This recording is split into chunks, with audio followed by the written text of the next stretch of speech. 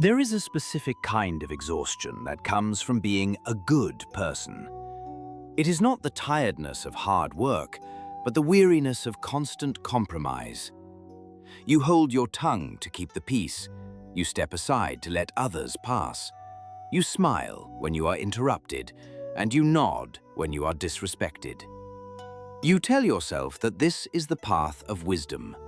You tell yourself that you are being stoic or spiritual or simply civilized.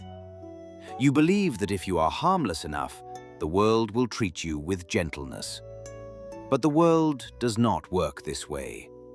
Instead, you feel a growing resentment in your gut. You notice that your kindness is mistaken for weakness. You see that your silence is taken as permission. You begin to wonder if you have made a terrible mistake. Is it possible to be good without becoming a victim? Is it possible to walk a spiritual path without letting others wipe their feet on you? To understand this balance, we must walk down a dusty path in the heat of ancient India. The air here smells of dried earth and jasmine. At the edge of a small village, there lived a venomous cobra. This was not a creature of peace. It was a creature of terror.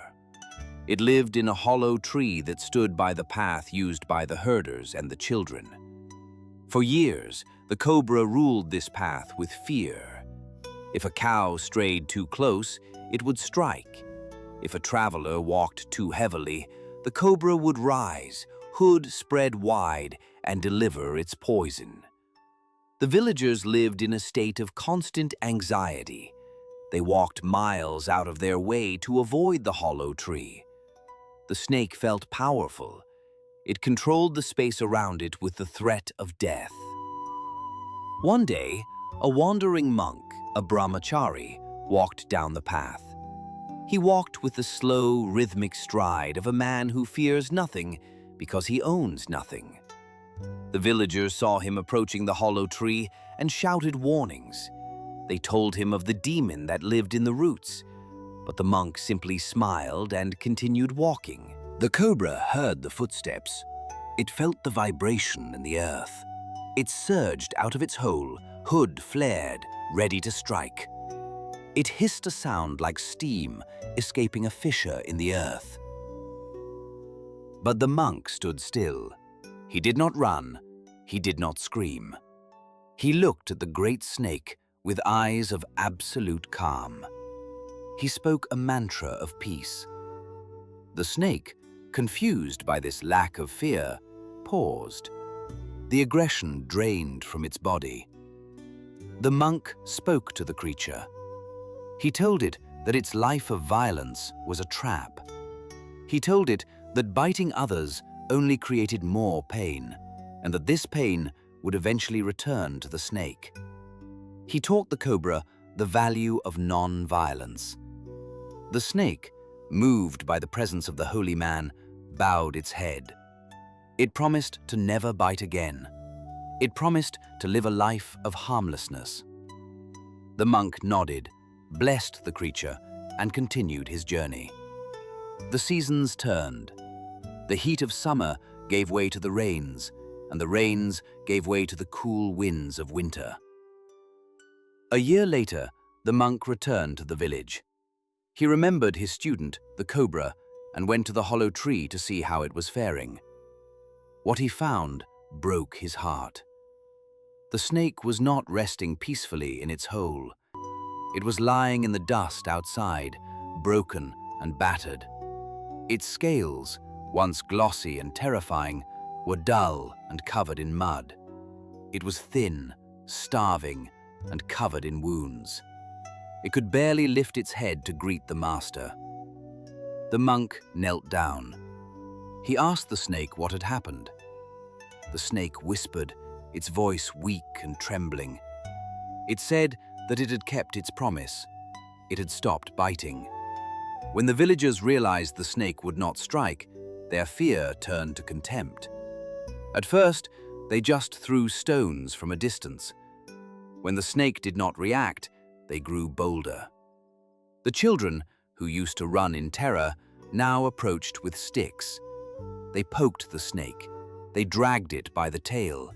They spun it around in the air and smashed it against the rocks. The snake bore all of this suffering without striking back, believing this was the price of goodness.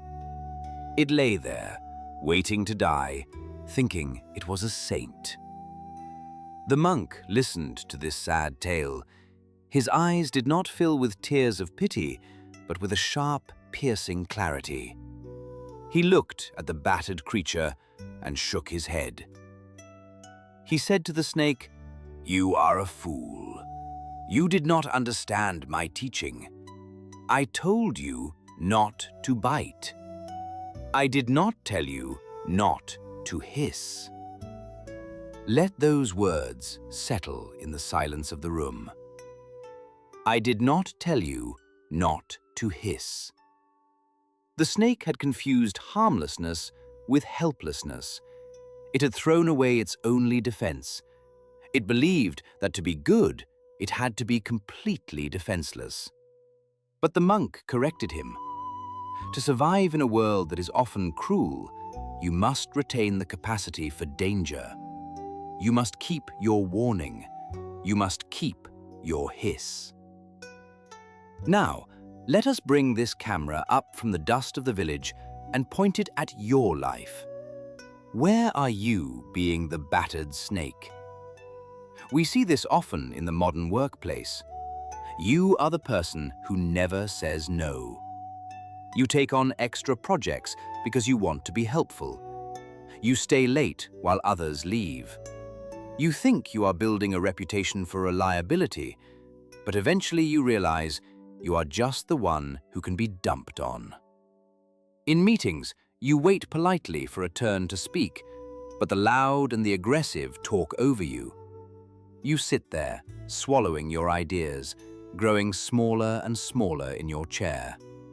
You have stopped biting, but you have also forgotten how to hiss. We see this in relationships. This is the syndrome of the nice guy. You tolerate disrespect because you are afraid of conflict. A partner or a friend makes a joke at your expense. It stings.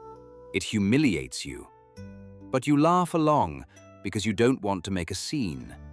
You don't want to seem sensitive. You absorb the blow. You tell yourself you are being the bigger person. But inside, something withers. Your self-respect begins to look like the snake's dull scales. The lesson of the monk is profound because it challenges our binary thinking.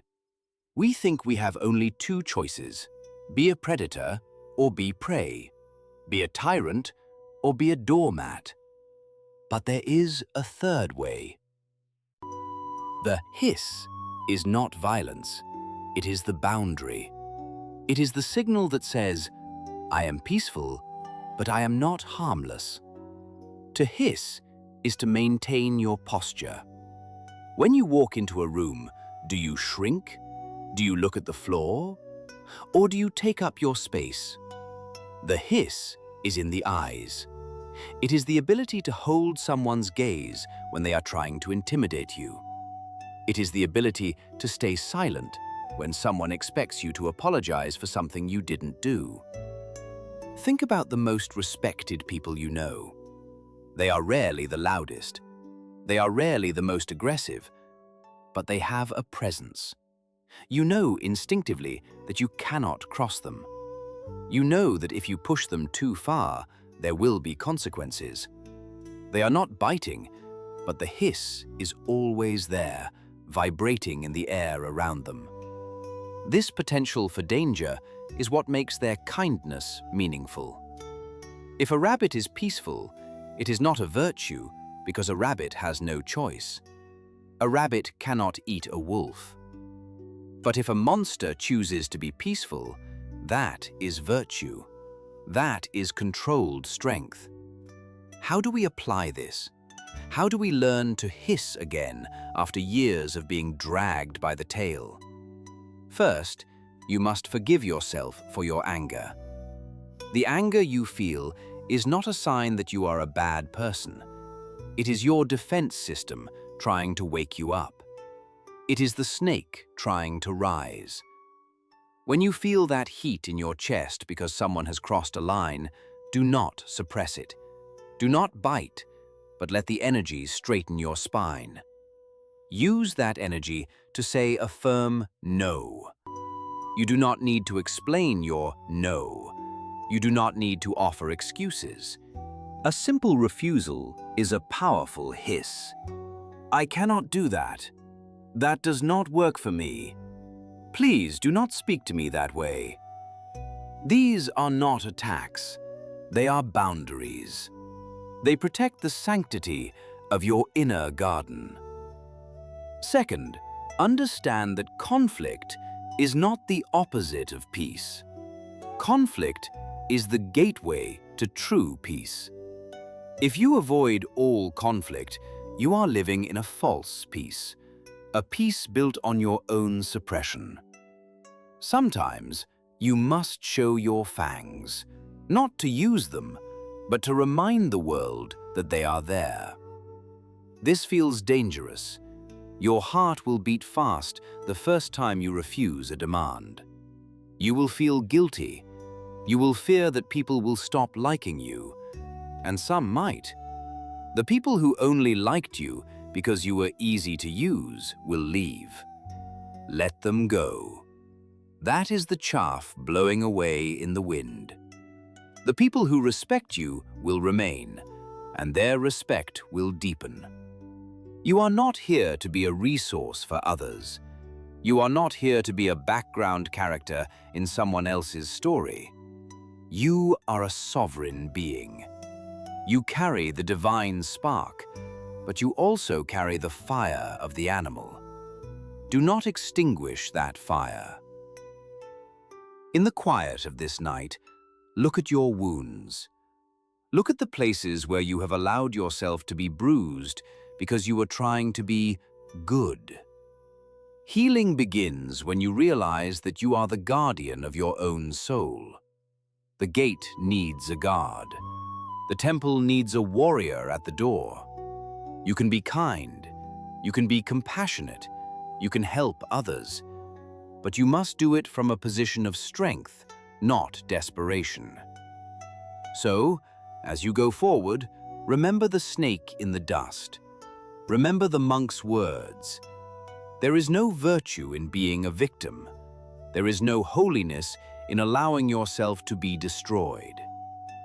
The question you must carry with you is not, am I being nice enough? The question is deeper. Are you safe to be around because you are weak, or are you peaceful because you are strong? Keep your venom, but keep it deep inside. And never, ever forget how to hiss.